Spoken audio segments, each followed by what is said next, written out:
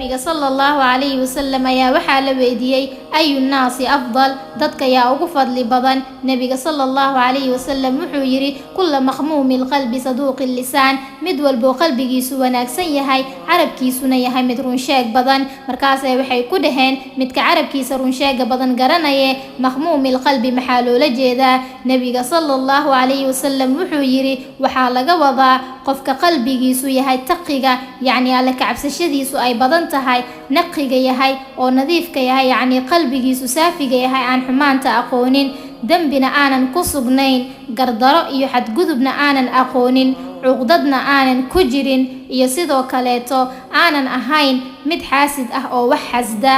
allah subxaanahu wa tacaala quraankiisa kariimka wuxuu ku leeyahay yawma laa yanfacu maalun walaa banuun ilaa man ata allaha biqalbin saliim, in maalinka qiyaame qofka aysan waxba u taraynin maalkiisa iyo owlaadiisa ilaa qofkii la yimaada qalbi wanaagsan oo saliim ah maahiine. haddaba carabkeena iyo qalbigeenu aynu wanaajino, carabkeenu aynu beenta ka dhoorno, runta barno. nabiga sallallahu alayhi wasallam wuxuu yiri wa iyaakum walkadib, ka fogaada beenta, fa ina alkadiba yahdi ila alfujuur, beenta waxay yacni kugu hanuuninaysaa faajirnimo, wa ina alfujuura yahdi ila annaar, faajirnimaduna waxay ku geynaysaa naar, walciyaadu billah. haddaba aynu noqono dad run sheeg badan, carabkooda iyo qalbigoodana wanaajiya. fiidiyogani haddii uu ku soo gaaray la wadaag walaalaha kale si ay uga faa'iidaystaan adigoo raacaya hadalka nabiga sallallahu alayhi wasallam oo ahaa ballighuu cannii walow aaya, ummadayda iga gaarsiiya hal aayadba ha ahaatee.